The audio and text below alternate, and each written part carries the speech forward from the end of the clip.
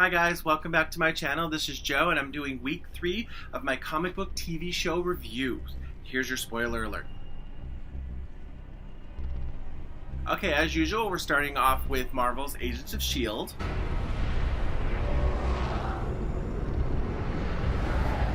The beginning of this is actually really cute because we actually find Fitzsimmons is actually looking for apartments. So I love these two. I've wanted them to hook up since the first season. They hooked up last season finally, and now they're looking for an apartment and moving in together. Which actually goes to me bringing in Daisy, because it turns out she's actually the one who found the apartment for her, but we find out it's not Daisy just being polite. She actually needs Simmons' help. Shocker. Then leaves a nice bloody print all down her door. Daisy has this huge plan that she needs Simmons' help with because the watchdogs are breaking into S.H.I.E.L.D.'s mainframe to find all of the empowered people so they can actually go and kill them all. This little hard drive kind of gives a little back door into the S.H.I.E.L.D. server so Skye can go in there and check what's going on, who's doing it, and what's happening. Actually just walks up to Leigh, says, "Here, put this in your computer," and walks back to the car with Skye, and she's like, "Okay, mission accomplished, no big deal." And she was just like... And how did you get her to agree to that? Well, technically, as S.H.I.E.L.D. Special Advisor in Science and Technology, she works for me. I'm the boss. So in this episode, they bring back the character of James. He was in the last season. This guy really is a douche because what he ends up doing is actually selling out Daisy and Simmons, lets the watchdogs capture them. Now, Daisy does a really cool move and to escape them, but there is a fight with Ghost Rider and James, and one is a fire starter and one is a flamehead. So what happens? This pretty cool this little battle happens with them in a storage unit and ends up falling into a firework factory. What do you think is gonna happen? This.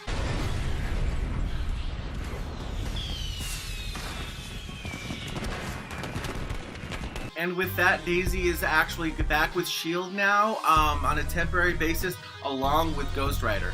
Okay, that brings me on to Supergirl. This was a really cute episode. The beginning of it started with Supergirl and Superman teaming up to put out a bunch of chaos throughout National City. Supergirl stops his car, they try to back up, it hits Superman, do the bullets, then he tries to punch Superman, he's like, "See, now, if the bullets don't work, right? Why the punching? Never understood that." Cat Grant finally is saying that she's leaving National City and she's going to go on adventures. She's going to be a woman of leisure. Ian Gomez is now on the show, which I love him. He is now Kara's new editor. When she decided that she wanted to be a reporter, Cat goes, "Great, there you go, done and dusted." Well, this guy's not so easily convinced. But this is the job I chose. Oh, you chose it. But you didn't earn it. She's not a trained field reporter at all. So he's like, "You don't have a job here. I don't care what Grant says. This is my office." So Kara has to prove herself to him. 500 words on the dual Metallo attacks in Metropolis and National City with eyewitness accounts, comments from police sources, and 0 adjectives, all thoroughly vetted and verified. And I think he's going to be a really good mentor because he's kind of like a Perry White with Clark Kent, very much of a hard-headed person, and is going to probably show her how to be a really good reporter. So I think that's going to be cool. A lot of Team Supergirl is actually very jealous of Superman right now, which is hilarious because Kara's spending all of her free time with him. Alex and Kara have a sister night every week. We still on for sister night? Veep and Chinese? Yep, of course. Do you know it's Clark's favorite show, too? Is Clark coming to sister night? Yeah, I mean, he's in town and he has family. The more the merrier. Kara wants to invite Clark to have dinner with them and, chill out and hang out and watch Veep, which is hilarious. So, does Clark like red or white? No, none for him. Alcohol doesn't affect Kryptonians, but he still won't drink and fly. He's a big, big nerd. So the big bad for this episode is not just one Metallo, but 2. So Metallo number 1 actually meets them on a bridge as a jumper, because he wants to get them both there and ends up pretty much kicking both of their asses because their one weakness is kryptonite, and Metallo actually has the kryptonite heart. In this episode, you actually get to see Metropolis for the first time, which is kind of cool. They show a little park, Superman monument. In the end, since there's two Metallos, they think, oh, well, we divide and conquer, we can defeat Superman and Supergirl. One in Metropolis, one in National City. Well, the thing is that they work alone, so Supergirl and Superman don't. So J'onn J'onzz and Superman take down the first Metallo in Metropolis by J'onn J'onzz literally ripping out his kryptonite heart, which was really cool. And then Supergirl and Alex are fighting the Metallo in National City. Alex has a super suit on that she had from last season to take down Supergirl. Alex, no! Thus defeating Metallo number 2. J'onn J'onzz and Superman kind of reconcile a little bit, and J'onn J'onzz actually ends up giving Superman all the kryptonite that the DEO has, so he can feel safe. He ends up going and taking it and hiding it. Now, Superman finally goes back home to Metropolis, so I don't know how long it's going to be till we see him, but like I said, I'm glad that it's not a Superman-driven show. Like I said last episode, Greg Berlanti, do a Superman show, I'm watching it. There's a scene in this where Supergirl is actually deciding that she might move to Metropolis. Alex ends up going and telling Supergirl, I gave up my life for you. My whole childhood was spent making sure that nobody found out. All of these things. So it's kind of heartbreaking scene, and I almost wanted to cry. It was really good. I think I've kept my mouth shut the entire time Clark has been here, while you have ignored me. And now you want to just move away? I thought it would be good for you. You wouldn't have to take care of me anymore. What about us taking care of each other? Okay, so that brings me on to The Flash. Now, this episode starts off with Barry and Iris finally going on their first date, and it's really boring. The date ends up getting interrupted because Cisco and the others call them back to Star Labs because a portal is open from another world. The first person to come out of that, Harrison Wells, which, yay, Harry's back. I'm so excited. Jesse Quick. We finally get to see another speedster that's probably going to be on the show for a while. I'm super stoked. Pretty much for this entire episode, Wally is so jealous, which I can totally understand because he got hit by that same particle ray. And Jesse's powers just finally come in. His hasn't, and he's been dreaming of having powers. So with Wells and Jesse's return, they end up going down to the Speed Lab, which is something that they didn't have in the previous seasons, which is another change from Flashpoint. I suppose that means you traveled back in time again. Yeah, but how many times did I tell you not to do that? Oh, you figured that out pretty quickly, Harry. Yes, Miss West. It was easy because we've never been here either. One of the big bads for this episode is this poor girl from this foster family whose foster dad is abusing her and her foster mother, and she ends up actually getting a dual personality, and the bad personality actually is the bad guy of the episode. The girl's name is Frankie, and she's actually this really scared and confused kid. Bad part of Frankie is actually called Magenta.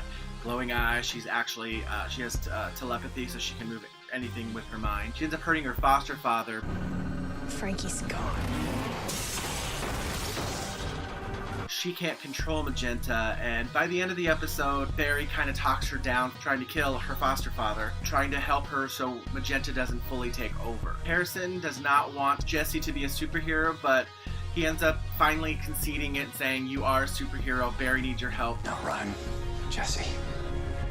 Run. Loved the fact that it was the Run Jesse Run opposed to the Run, Barry, run! Although in season 1, episode 1, it was actually the Reverse Flash that was saying it, not Harrison. But, you know, comparisons. Okay, that brings me on to the Arrow.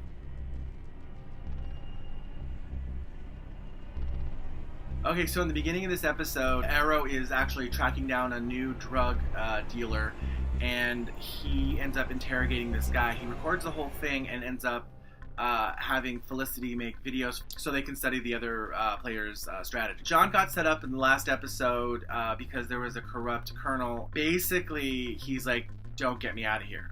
Okay. He is put in a cell, and he's kind of, I don't know if he's going crazy or if it's just grief.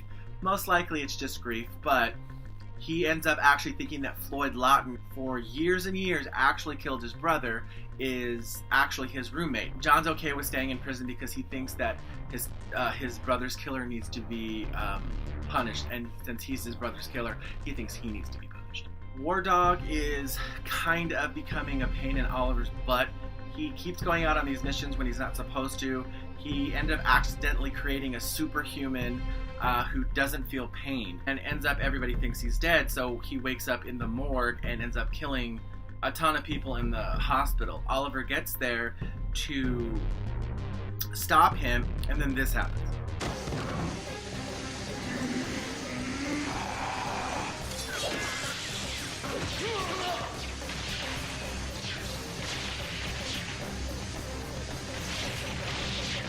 He's going to try to create his own super army, the way, kind of the way that Slade Wilson did in season 2. There's a little sideline here where last season, Damien Dark was going to set off the nuclear apocalypse. Haven Rock was not the intended target. Monument Point was. Someone redirected the missile to reduce the number of casualties. That someone was me. I am so sorry. Thea is getting some media flack for hiring Quentin, the ex-alcoholic. This is Susan Williams, and she is officially Millie's favorite person on the planet. It's not just that Oliver Queen's pick for deputy mayor has a history of alcohol abuse. She tries to fix it and then makes it worse, and then tells Oliver, I'm gonna go ahead and resign. So Oliver was just like, forget that, I trust you. So he ends up having a little media conference and tells everybody, I trust my staff. Thea goes and talks to the reporter that ends up actually screwing her over. Thea, let me explain. Lie? No, I'm just gonna save us both the trouble. I already know exactly what happened. You played me. But you only get to do that once. And the next time you try to cross me like that, you'll be lucky if you even have a blog. Which, oh, I love Thea. If Samson is building an army, then I'm gonna need mine. For real? For real. End up taking out all of Derek's men, and end up actually planting a bomb that's going to destroy all of the chemicals that was needed to make that bomb. While Arrow is fighting the main guy and who cannot feel pain, he ends up actually cutting all of his tendons, so he can't use his arms and he can't use his legs. Very, very much reminds me of Deadpool when he goes and breaks all of his hands and legs off of Cyclops' metal face, which is really funny. And in the flashbacks, we finally get to see how Oliver gets all of those sexy scars on his back. Okay, so that brings me to Legends of Tomorrow, my final video of the day.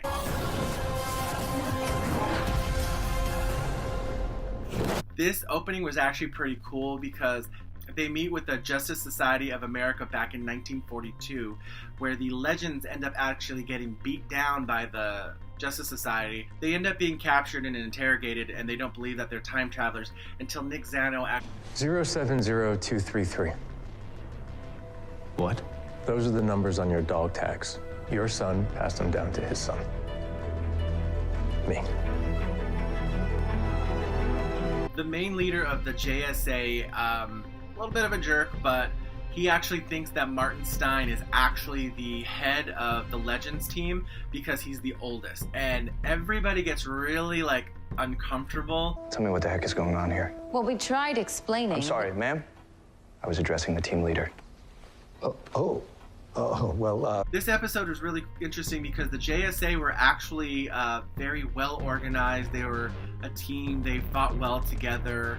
And then it kind of showed how the Legends are kind of not there yet. They work well together, but they're not exactly this huge team.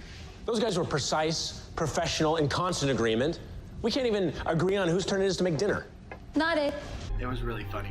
They're actually in this nightclub in Paris, and they are trying to be undercover. At the end of the scene, one of the Nazis find out that Ray did not say Hail Hitler. I'm not gonna Hail Hitler, and punches the dude in the face and starts a riot in the bar.